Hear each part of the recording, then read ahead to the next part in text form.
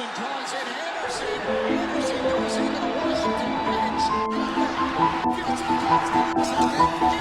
Wilson trying to get out of the way. They're fighting in the bench.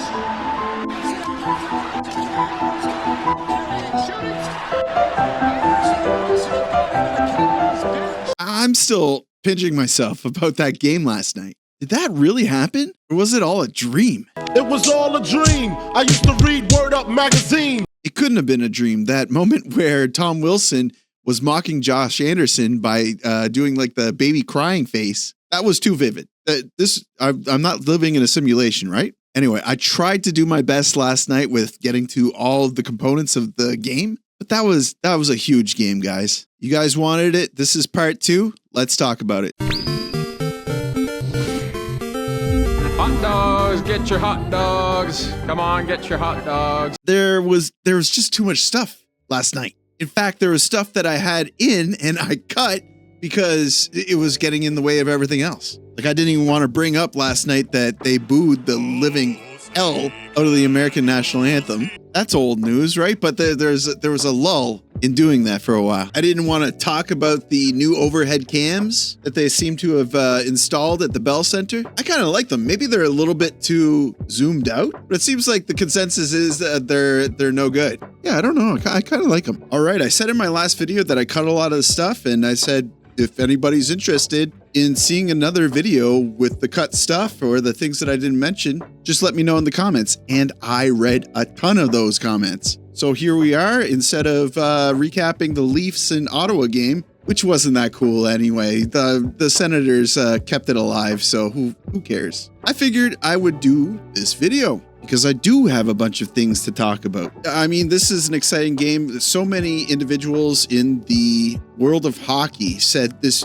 might be the game of the year. I mean, it had all the makings of, a game of the year game. E-bugs were in the equation. It was at the Bell Center, second of all. It was a high-scoring game, and there was a bench brawl as well. So what more could you ask for? And waking up, looking at the views on my channel, looking at all the new subscribers, what more could I ask for? Thank you so much for the support. It really makes me emotional. I think in the video I asked for 2 subscribers. I don't know what the percentage is now, but earlier in the day, we literally grew the channel by 4.5%. We are now at 13,042 subscribers as I'm recording this video. I did not think we would be at 13,000 subscribers. Thank you so much, everyone. But let's get into the meat of this. The camera is all good and well. Booing the national anthem, that's not news anymore. Booing the national anthem, that's to be expected. But let's get some more juicy bites. I didn't show this lily-livered, yellow-bellied move by Connor McMichael on Caufield. He grabs him around the throat, drags him backwards, and dumps him. If you know Caufield, if you know what he does in scrums, he's just there to calm the matter down. So this is real bad juju by McMichael. Unfortunately, right after this, he gets a goal essentially, which I was seeing Matheson got a lot of the grief for. And it's true, he did not tie up his guy very good. McMichael was able to get the stick where he needed it. But Devo should have been on the passer. Devo definitely got confused here who his guy was. He was at the top of the slot with Anderson. He was supposed to be looking after Nick Roy.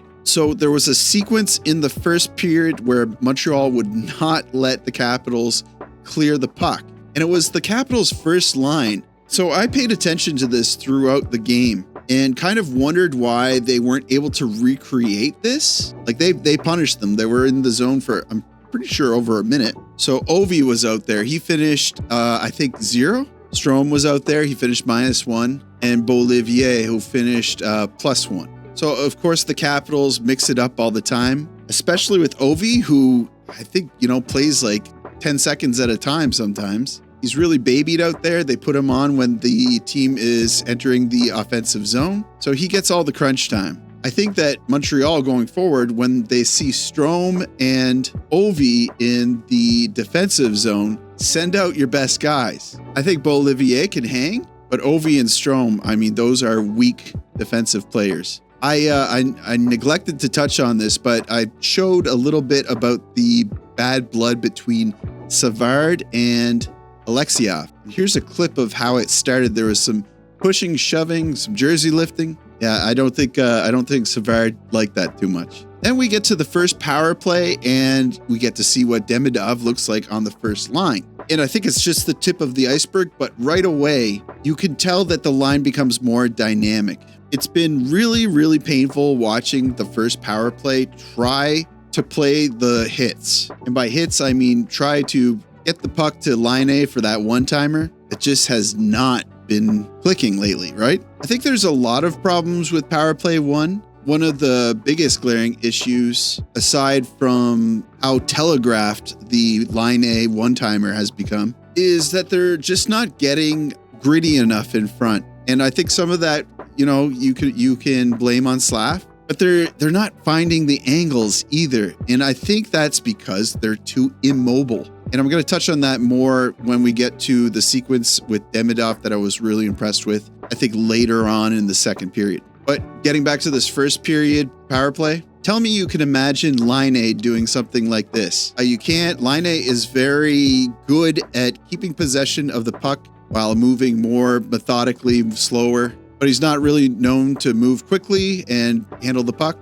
and then move the puck away quickly. I was going to include this in the original video. I really should have, because it was a storyline of the game. Anderson is just such an igniter. All night, he ignited the team. And look at his forecheck here. He knows that the Caps have their heavies out, and they're all slow skaters. So he gets in deep, picks Thompson, and gets an opportunity out of it. Now let's talk about the first goal of the game for the Canadiens. It's Carrier. This goal happened on a sequence where Newhook also had a very good opportunity, and they kept it in the zone. They played hard against Washington's second line, I believe. So we have identified that the first line and the second line defensively, maybe a little bit weaker. And we all remember when Suzuki got called for the slash on Thompson. That was actually a Capitals player smacking his stick on top of Thompson's helmet. Well, I didn't show St. Louis getting really frustrated with the refs, but the camera cuts away. You're not able to see, the expression on their faces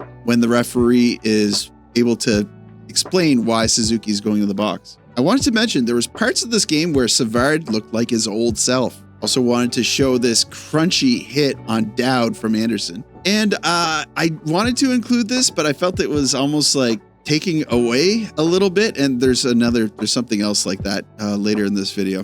But I thought it was a huge surprise that Demidov has a dirty bone in his body. That didn't sound right. I meant I didn't think that he had any ability to play dirty, but I guess they teach this type of stuff in the KHL. Gets behind Wilson, puts his leg under his leg, trips him. We used to do this to our friends in high school. So this is in the second period. Gallagher launches a stinger at Thompson, who goes down and stays on his knees after this. Thompson took a licking in this game. Probably a good time to mention they haven't commented on the status of Thompson. And I think that this is a little bit of a chess match. We'll get to that. I love this play by Demidov. He has great game sense. He drops it back for Newhook.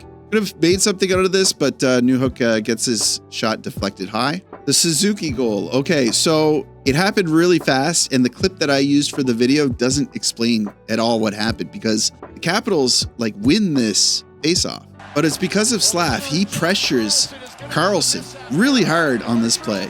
Carlson turns it over to Suzuki, and the rest is history. Okay, this is the other dampening of the game that I didn't really want to bring up in the initial video. So we were super excited to see Xhekaj return to the lineup. And by and large, he did really well. He turned it over a couple of times. Gabriel Landeskog just got a goal, by the way.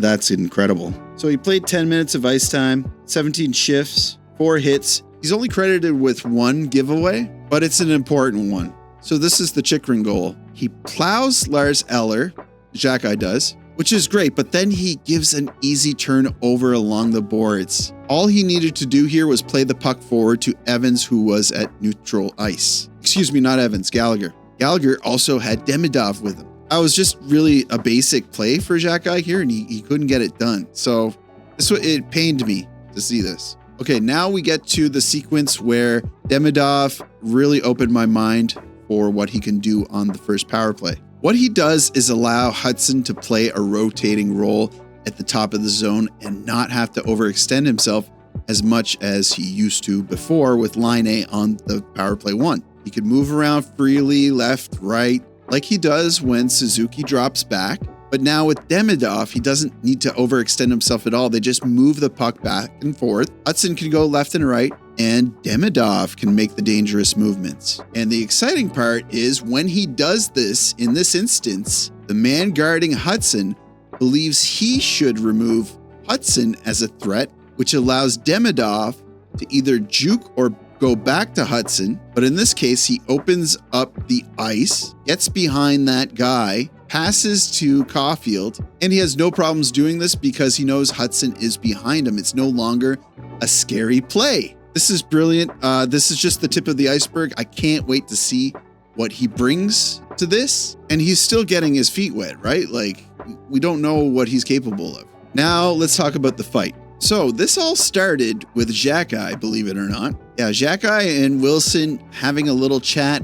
Who knows what they were talking about? Xhekaj face washes Wilson, and then Anderson scoots off in front, gets Wilson's attention, and then they're off to the races. We see Spencer Carberry having to shimmy shuffle behind the bench as fast as he can so he doesn't get run over by these two absolute units. And then we're treated to this beautiful sight as Hudson and Leonard hold hands and just watch the world burn. Ryan Leonard, of course, is an alumni of BU, same as Hudson, so they have history. Getting near the end of my notes here, Slaf, the goal on Thompson, where Thompson got injured. Thompson was using a player's stick. His stick was in the corner behind him. But what I really wanted to highlight is Caufield threaded the needle here for the pass to Slaf. This goes through, I think, Radish's legs. It's kind of a miracle goal, and it looks so good. So the last thing I wanted to talk about, and this is kind of the big news, right? I'm getting it to you late. You might have already heard about this, but Martin St. Louis did make a comment about Monty. He says that he's still being assessed. He's not sure about Game 4, and I think that is strategic. There might be part of the strategy here that allows Montreal to sneak Montembeault in as the opening lines are announced. If they say that Montembeault is good for Game 4, then maybe Washington decides that, yeah, they force Thompson in Game 4. But if it looks like maybe Montembeault isn't sure for Game 4, maybe they rest Thompson and let Lindgren join the fray. You see what I'm saying here? If they don't say anything, then maybe Washington feels more comfortable putting Lindgren in instead of forcing Thompson back from a potential injury. I don't even know if he has an injury. It's a little bit of a bluff, but I'm going to end it right there, guys. Thank you so much again for all your support, and thank you for watching the video. Hope you enjoyed it. A little bit of a more detailed breakdown than what I'm used to, but maybe something I'll do in the future and I'll get better at as we go.